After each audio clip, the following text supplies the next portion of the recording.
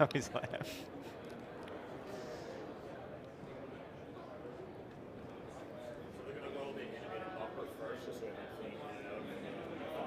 Okay. Cool.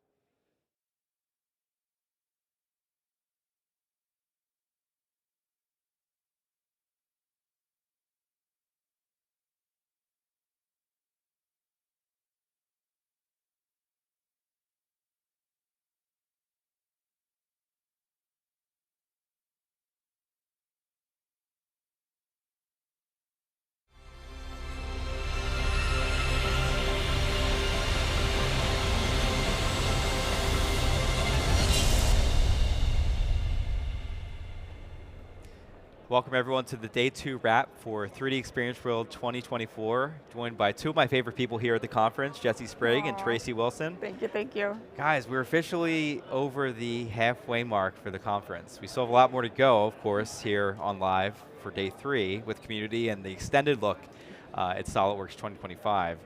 But yeah, we've had some very different sort of days. You've been a very busy person today. It has been a very busy day today with general session, our 3 extra sessions. We have been all over the place, but it has been, you know, a deep dive into community, as day 2 often is, and we talked a lot about diversity, equity, inclusion today, which is some of my highlights, and I don't know if they're some of yours, but there's some of the things that we're definitely going to be talking about a little bit here on our highlight show. You know, yesterday we said, oh, we're going to call it like Live Top 5, and then we realized, first of all, not only are there way more than 5 things to talk about as a highlight, because there's just so many good things to talk about, but also a lot of our highlights overlap, and so we're just saying, like, what did we love about today?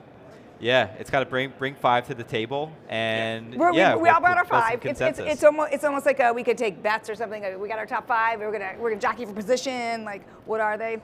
What are you to start? Let's start with yours.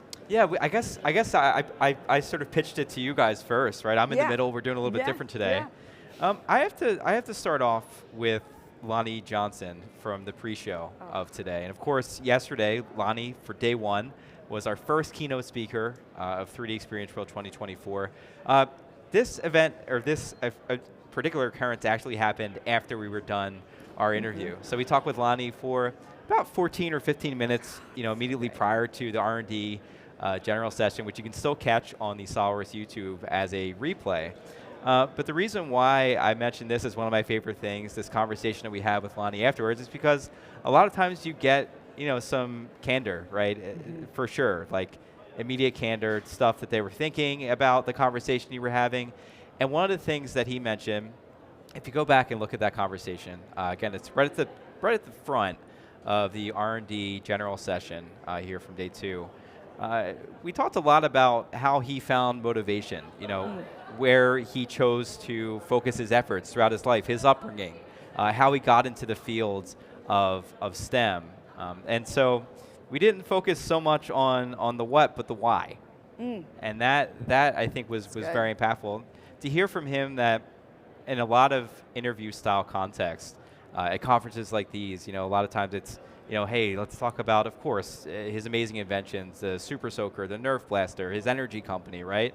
But to talk about the people stuff, the stuff that we have in common, he really seemed to appreciate that, and that really resonated with me, and I hope for those of you who watched it or will be watching it, that you get a lot out of that, because that was pretty great, I thought. I mean, I knew there was no way that wasn't going to be one of your top 5. I mean, talking about it yesterday when we met Lonnie, and then I said, that you got to meet him this morning and talk in an extended conversation. I knew there's no way that wasn't going to be in your top 5. It's so fantastic. 100%. I mean, Jesse, how about you? What's your number 1 for today? Or in no particular order? Okay, no particular order. So we had a little bit of a break during the middle of the day because you were doing all of our work for us today, which was nice. It was a good day. So I was sitting at the desk for a while, and day 2 is kind of a fun day to people watch, I think, because obviously we get the the rush that goes by in the morning, but Day 2 is a cool one because you see people settle into the conference. Yes. So sitting at the desk, I was kind of watching people go around, and you can even see it now. People are grouping together, finding their friends, getting good conversations going. I had a chance to actually loop around the playground a couple times and see what's in there, and actually see people enjoying the playground. Usually we're zipping through on our report to show everybody what's in there, but this time we got to actually loop around and watch people interact with things, and that was super cool. It was packed in there, tons of stuff going on. So I'll go with the simple one from my first one. People watching, enjoying watching people enjoy each other here. Amazing. Cool, well, I'm going to piggyback off that, if I may, because you said zip around the playground, and I got to zip around the playground yesterday. So it's a highlight yesterday and today, because afterwards, after this, I got to go explore even more. You're double dipping. I'm double dipping, I know. There's too much. And I got to ride on the Taguna. Now, if you don't know, the Taguna is from Studio ABT, and I spoke with Abhijit. Now, what he's doing is he's helping entrepreneurs in India, and it is a human-powered tricycle for street vendors. So there's me, but it's for street vendors. And so, a lot of times the street vendors in India, which are entrepreneurs, they have their own small businesses, really struggle on big bikes, right? And they're hanging everything over, and they have all, and he said, like, how can I make it easier for these entrepreneurs? He even has one, they're made thinking of the women wearing traditional Indian garb, and how is that comfortable on the bike? And so you can see me ride it, but it is, so instead of a street vendor riding a bike with everything hanging over, not being able to pack it, so this will really help people, whether you are in an urban environment or right deep in the city streets, you'll be able to ride around in this and really up your sales, and it's very cheap point of entry. It was amazing. So I really love speaking with Abhijit and riding around on that Taguna. That was one of mine. We were appreciating your jacket yesterday, and one of our coworkers said, I wonder what kind of motorcycle she has. Well, I guess there's your bike. There's your answer. That's right. That's right. That's I just envisioned you sort of just as driving around and delivering us all product announcements and keynote speeches. That's what Tracy would be driving around and delivering. Well, but here's what was so much fun about it is, we were chatting. I was having a nice time meeting Abhijit, and then he said, "Oh, you can sit on it if you want," and then he's like, "You can ride it," and I was like, "I can," and it was so easy. Yeah. It was so easy. It's manufactured and designed so easily, so that no matter what type of road that you are riding on, no matter what the pavement is like, that it will go, no matter how heavy your cargo is, that it will be easy for you to be an entrepreneur in India and a street vendor. The sort of hands-on nature of the playground that you just touched on. Yesterday I hopped into the power loader that Hacksmith brought. Which was you did not. Oh yeah, it was phenomenal. So we took a whole trip around the playground for like an hour, and got into the power loader. You feel, it's like 11,000 pounds or something. So you definitely feel pretty powerful there. But so many of the exhibitors, and there are a lot of exhibitors with a lot of interesting products. They're more than willing to say like, hey, do you want to try it out, or do you want to get into my latest invention? Do you want to play with my BattleBot style robotics in the Maker Zone? So it truly is, when we say playground, that's what makes it a playground. It's a playground. It's very tactile, and I think that's pretty awesome. Well, also, if you're going to be in the playground, you're going to have snacks. Yeah. Right? So I'm going to go in the playground and have snacks. So I'm going to say another highlight for me was the cookie making robots on the shop floor. This is really cool. This was really fun. It is designed in Solidworks, programmed and simulated in dummy robotics, real world right here on the shop floor. And it was very fun to just be a part of something. Like you said, you come to the shop floor, you come to the playground, and you play. Delicious cookies, I'm going to tell you. I have my great t-shirt on, of course, the event shirt. So I really loved getting to run around and see everything that was happening in the playground, see how things are made. The shop floor is always a lot of fun. And last year there was like a coffee robot. This year we had a cookie robot. So if you're going to be in the playground, there's always going to be a little something to eat as well. That might be kind of fun. Yeah, we did a tour of the playground as well. And when people say, "Hey, we have videos," we talk about this stuff a lot. We make videos all the time, tech videos. Yeah. There's nothing like seeing machines working, whether they're making cookies or cutting metal. That's right. In addition, it makes the software real. It shows you, okay, this is how it actually works. Because right around the corner is the aluminum bowl. Yeah. And we're watching all of it. And you have a cookie. Like you said, it's all about manufacture, design, engineering. It's all under the same umbrella. Yep. It's what we're doing here. 100%. Yeah, so that was a huge thing. And for those of you who are watching who are here, of course, that's a great part, right? We have tons of people walking by us. We're kind of immersed in the atmosphere. That's still here. You can go one more day. Only one more day, sadly. One more day. But yeah, we've got the Cargos right here. I see we have that on film. That was a phenomenal story. Doing a product launch, right at 3D Experience World. I think that might be the first ever in the playground. That was super fun. Really exciting. Really exciting. But yeah, you guys mind if I go with another one? Go right ahead. One of my top 5. Yeah. I have to say, Anissa's keynote from the R&D general session. I know we probably all have that for different reasons. I'm excited to share notes there, but great. From the R&D general session. So Anissa, amazing manufacturing leader. She gave a talk on DEI, and I had the chance to meet her. We both did. We ran into her, meet her for the first time here at 3D Experience World before she gave her talk. And I was just so inspired by, I would say primarily her conviction and the strength that she had in her beliefs. And sometimes that conveys on stage, and sometimes it doesn't, right?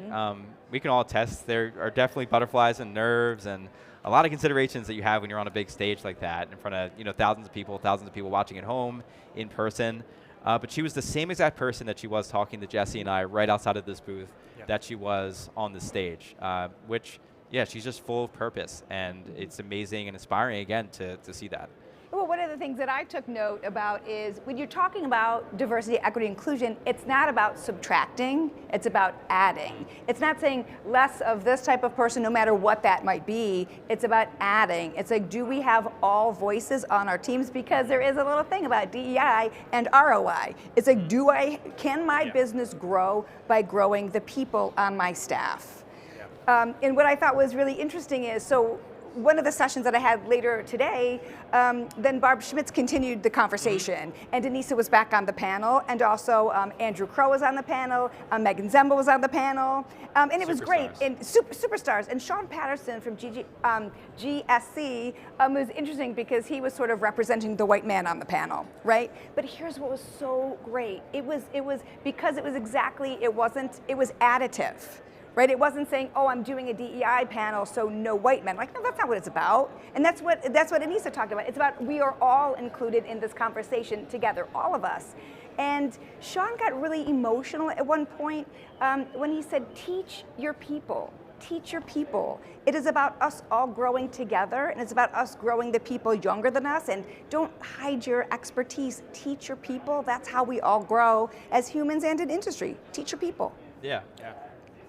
One of the quotes that I like from her first session, she said, innovation is championed through diversity, I think is what she said, which I really like. It kind of speaks to that additive thing, like this can only make a positive impact on us as humans, but also as a business. Like I like that she had both aspects of that. I was struck by her when we met her, outside of the booth. Yeah, we sort of looked at each other at one point. We literally did. An unspoken thing, like, this person is a force. And we've said a million times, like the people at this conference are the best. So to stand out as an exceptional human in this group of people, like you have to be an extra exceptional human to stand out in that regard, right? And she definitely stood out to, I think, the both of us as soon as we met her, and really enjoyed her session. And I bumped into her again twice in the hallways. Got a chance to talk with her again after the session, so she's great. That's great. Yeah, 100%. Tracy, what's another one of yours? All right, so we've covered a lot of mine, but this one is kind of small. It might seem silly, but I actually think it's important. I'm going to give a shout out to a student named Brooke, and then a bunch of friends who are here today, because the joy of watching students come to this event for the first time is thrilling. To see people walk into the playground who have never been before to this event, who are young, coming up in their careers, just starting out, and it's, we talk about this as the 25th anniversary. That's fantastic. I've been here 8 years, and a lot of people have been here a long time, but as you sponsor younger people to come through your business, you send them, or as students are allowed to come and participate, it is a big deal to see the students be inspired by everything that we have here, everything we offer, everything that they're learning. It was absolutely a highlight for me today was to see the students. Love that. Yeah, when we were in the playground, I mean that was one of the things that I was most struck by. And we went back in just in sort of separate shifts as attendees, right? Just to look through, and whether it was startups booth, the education booth, it was phenomenal just to see all the different creations at different levels as well, right? And I think when you think about this conference becoming 3D Experience World and what that has grown to mean. Right, we didn't have makers in the playground as it was, back in 2016. We didn't have the types of creations that we have in the EDU booth or the startups area, and I'm seeing that now more than ever. I was just remarking to Jesse probably about an hour ago. Yeah. We were walking down, we saw someone in a sort of Iron Man style rendition costume that functioned. It lit up. It was robust. It was really cool. Amazing. And I did not know that person was coming. You see these robots that are talking, rolling by in the playground. I was making the joke the other day that these robots soon they're gonna need their own badges, their own lanyards to scan into the conference. It's definitely isn't 2016 or 2002 anymore. This feels like the 25th year of a very mature but also evolving conference. Yeah, I think that's right. An evolving conference. It really is. It really is. Yep. It's great notes. Those are good. Those are good ones. Yeah, I have to go. I have to mention one. I have to mention something that's very techy for this one. So we're watching the design domain, and this is something that I think Jesse and I have known for a bit. But the announcement and just hearing the applause, because sometimes, right, you work at a company and you're working on a product and you're releasing it, you're shipping it. But sometimes the shipping of it and some of the releases of the announcements, they come months and months later. So we did on Solidworks Live, we did the What's New episode of 2024, which is, I think, still our most successful episode of 2024. Yeah. A lot of you tuned in, thankfully. But the announcement as part of that going forward, a lot of Solidworks users were really used to our service packs, sort of our patches throughout the year of a release. Used to those sort of containing, minor bug fixes here and there, but not necessarily new features, new functionality, like net new functionality. And to hear Bruce Holloway and Manish on stage during the design domain session talking about that, and sort of even just seeing the visual of the part and the assembly logo dropping into a shipment, a new shipment, a new gift box for Service Pack 0 and then Service Pack 1, and then to hear the applause, right? Yes. That was pretty awesome. Yes. Yeah, I really enjoyed that. Yeah, that was cool. Because again, we work here. We make the software for you guys to make the amazing things we see in the playground, and obviously far beyond it. But yeah, that was a joy. It's great to hear that the sort of considerations that we're making to make the products better and better for you guys are well received. Like when you guys are happy, we're happy. So I appreciated that. That's good.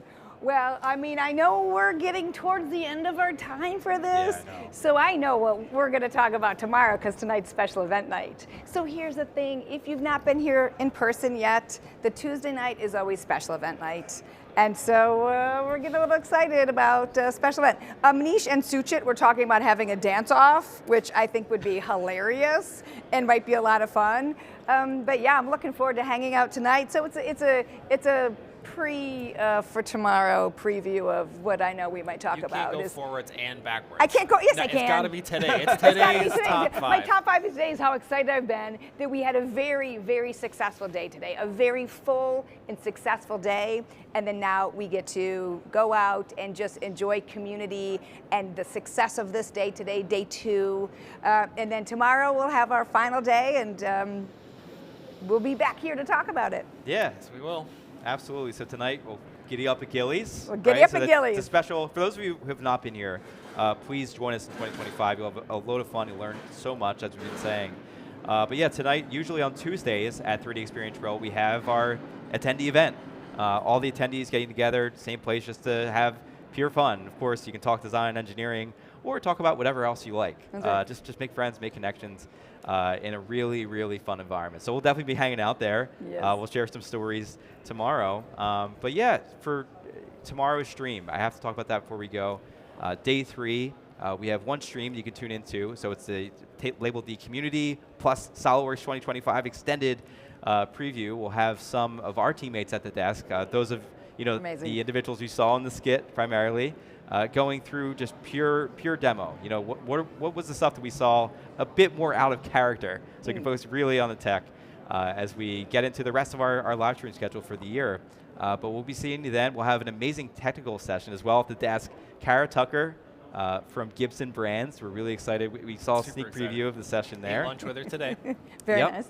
Patty Lowe, the keynote, F1 legend. So lots to tune in for. Yeah, lots to tune in for. It's going to be a packed day tomorrow. Yeah, so check it out. Solidworks YouTube, subscribe, set a reminder, and we will see you then. See you tomorrow. Bye.